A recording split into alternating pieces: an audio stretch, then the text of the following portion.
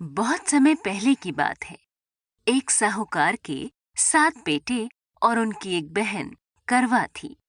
सभी सातों भाई अपनी बहन से बहुत प्यार करते थे, यहाँ तक कि वे पहले उसे खाना खिलाते और बाद में स्वयं खाते थे। एक बार उनकी बहन ससुराल से मायके आई हुई थी। शाम को भाई जब अपना व्यापार व्यवसाय बंद करके घर आए तो देखा कि उनकी बहन बहुत व्याकुल थी। सभी भाई खाना खाने बैठे और अपनी बहन से भी खाने का आग्रह करने लगे, लेकिन बहन ने बताया कि उसका आज करवा चौथ का निर्जल व्रत है और वह खाना सिर्फ चंद्रमा को देखकर उसे अर्घ्य देकर ही खा सकती है। चूंकि चंद्रमा अभी तक नहीं निकला है, इसलिए वह भूख प्यास से व्याकुल हो उठी है।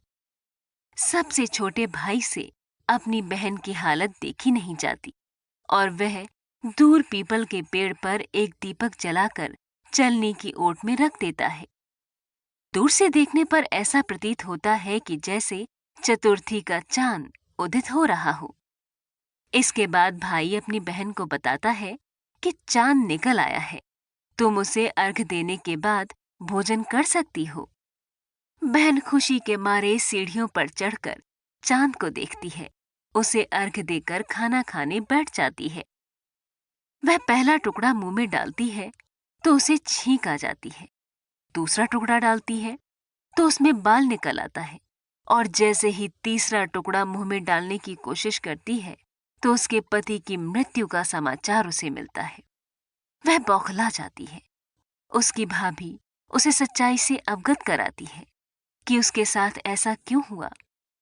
करवा चौथ का व्रत गलत तरीके से टूटने के कारण देवता उससे नाराज हो गए हैं और उन्होंने ऐसा किया है।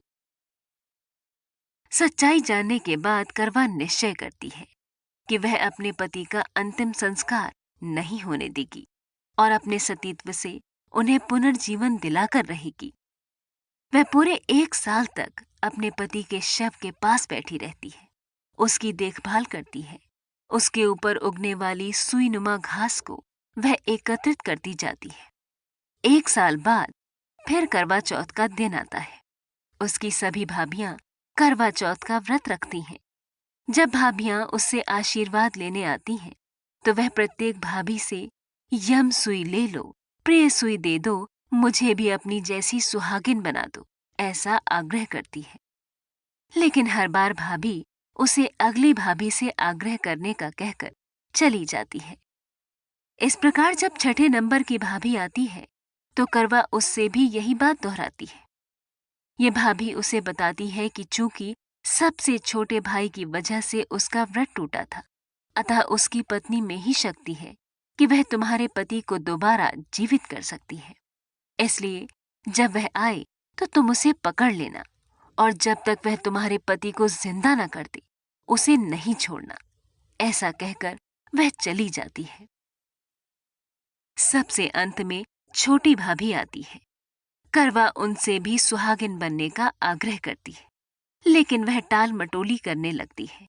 इसे देख करवा उन्हें जोर से पकड़ लेती है और अपने सुहाग को जिंदा करने के लिए कहती है। भाभी उससे छुड़ाने के लिए नोचती है, खसूटती है, लेकिन करवा नहीं छोड़ती है।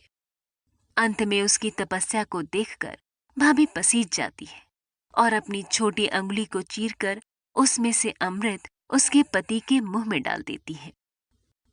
करवा का पति तुरंत श्री गणेश कहता हुआ उठ बैठता है।